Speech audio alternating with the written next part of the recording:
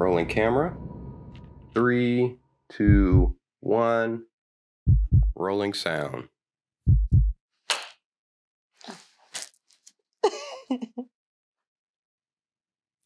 Who are you? My name is Janine. I am from Atlanta. I'm a Grady baby, but I grew up in Gwinnett. I'm a mom. I'm a suburban mom, more specifically.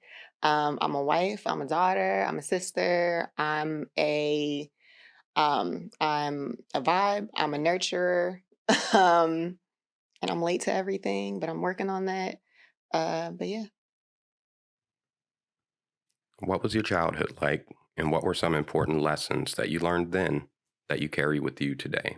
My childhood was amazing. I think I know my childhood was amazing just because it was very family oriented. I had a very close knit family, immediate as well as extended. Like I got to see my uncles and my aunts and my grandparents and my great grandparents like every weekend. They were at the house all the time. They came to every single um, award ceremony, every single play I was in, every single everything. So I'm so blessed to have had that experience. I know a lot of people don't have that. Um, I think my childhood really taught me that like the importance is in the family and is in love because things weren't necessarily perfect all the time and there were some struggles there, but my parents did a really good job of like emphasizing that as long as we have each other and as long as we have our family, like all the other stuff will come back. Like it's not that deep. Don't focus on the material, focus on the relationship. How does a flower grow? Honestly, I don't know because I kill plants. I will kill a succulent. So I'm probably not the best one to ask, but from what I hear, you have to provide it the right things. It needs to have the right environment. If it needs light, you have to give it light. If it needs a lot of water, give it water. I've heard if you talk to your plants and if you love your plants, they'll grow. So I think ultimately just providing the perfect environment for it to grow and bloom and all that good stuff. Please give me a random number from 1 to 100. 9. What are you most grateful for? How has this impacted your life's trajectory? That goes back to my family. I'm so very thankful for the childhood that I have and the relationships that I have with my family. Like it wasn't just surface level. Like I've genuinely learned something from everyone, from again, uncles, aunts, parents, brother, sister, great grandparents, grandparents. And I think what it's taught me and how I try to live my life is if I do connect with the person or if I have allowed them into my space, like let's make it a meaningful experience. And I do want, I guess that's going to be a later question, but I just want people who experience me to experience me in a very real way. And yeah, that's probably what I've gotten from my childhood and what I'm most grateful for is my family. Please give me another number from 1 to 100. I did 9. So let's do 25. Would you ever take back somebody who cheated? Why or why not? um, yeah, I would. I mean, I think that we go into relationships and we go into these situations expecting a fairy tale. I've had to learn that that's not real. We expect everybody to be perfect, and I think if it's a one time thing, if it's like this is our first time, I think with the right explanation, I guess, or why you did it, if I could understand, then I would take you back. Would it take some time to get the trust back? Sure. But I wouldn't just end a situation that I feel has potential because someone made a human mistake. Please give me another number from 1 to 100. Um,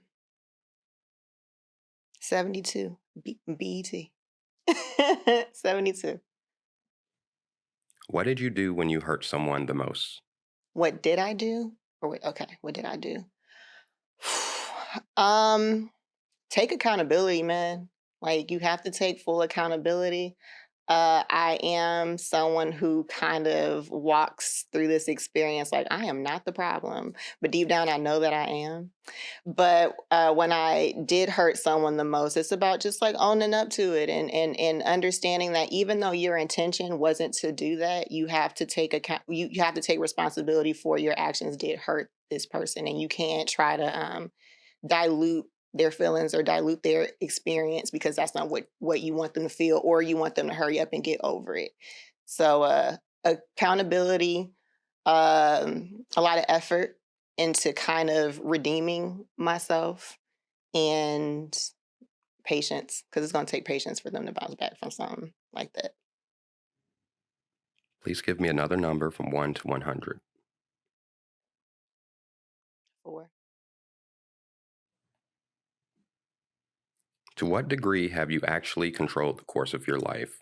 And what has been the most impactful choice that you've made along that journey? To what degree? I mean, I feel like honestly, I am where I am and I get what I get based off of the choices that I make. So I'm really 100% in control of this story. Um, I would say, could you repeat the last part of the question? I'm sorry. Sorry, one second. What was the number? Four. How much of control do I feel like I'm in my It life? says, and what has been some impactful choices that you made along that journey? Impactful choices. Wow.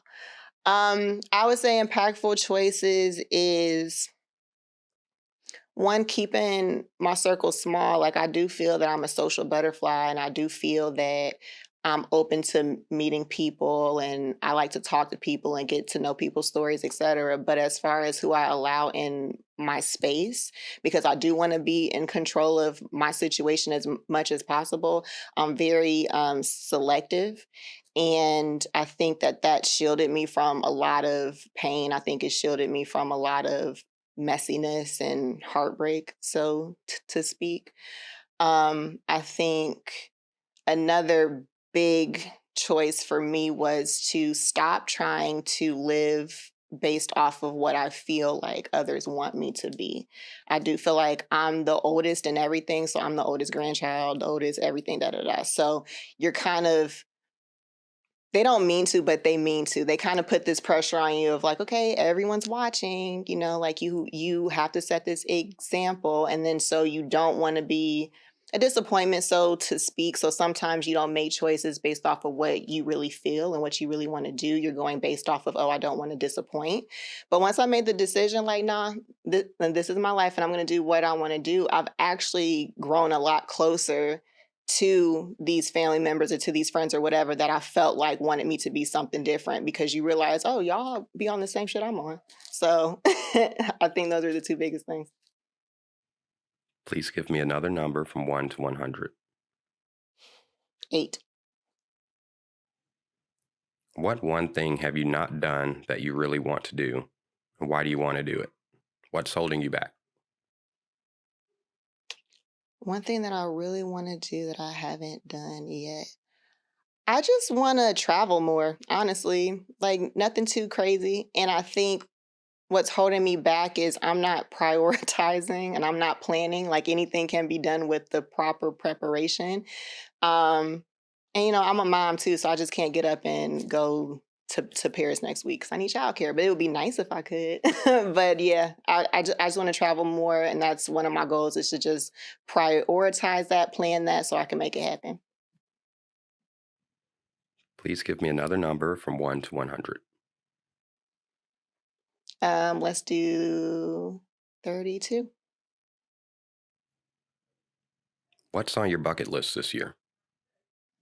Bucket list this year. Back to the last question. I want to go to Mexico. That's on my bucket list. It has to happen. Please give me one final number from 1 to 100. 100. How do you wish to be remembered? I wish to be remembered as, like, as kind as funny, as genuine, as a good person, as someone that you want to be around. Like, I don't want to walk in a room, everybody's like, here she come. Like, I never want that to be the case. And I want to be remembered for like just being authentic and being genuine and giving 100% to whatever it is that I'm doing. How do you find meaning in your daily experience? What propels you through life?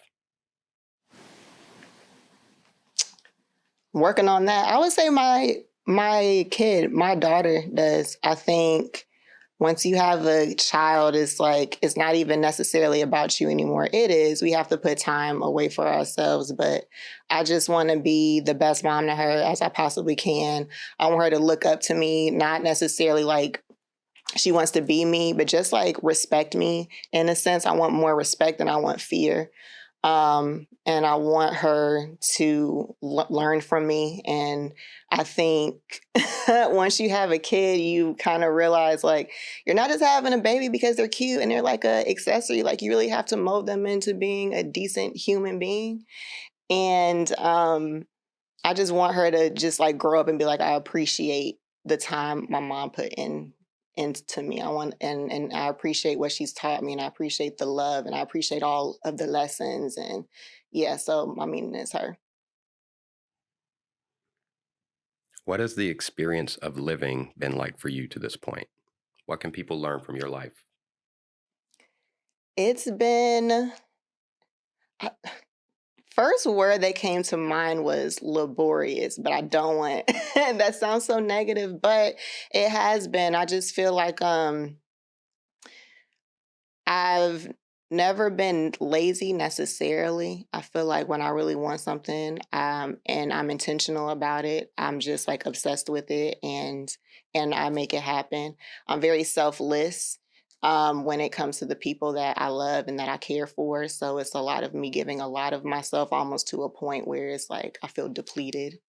So um what people can learn is just love and don't be prideful and don't be scared to experience people. I think there's this thing of where people are so shielded or um they don't want the possibility of getting hurt and so they deny themselves beautiful experiences with other people and I don't think you should do that. So, this is the big question and the reason we're here today. Life is fleeting. We never know when it's our time. If these were your last words ever recorded, what would you want to say about your life and your legacy? Be love.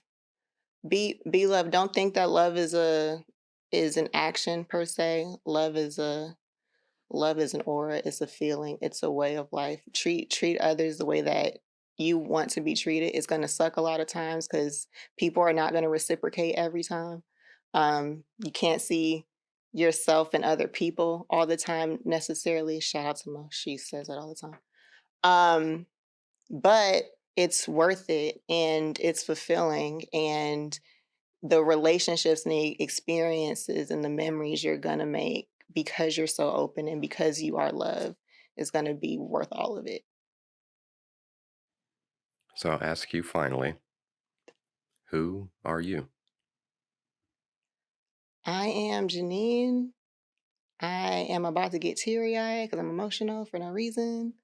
But yeah, I am love. I just want to be. I just want to be love. That's it. Thank you so much for your time. Thank you. This is amazing. All right. Yay!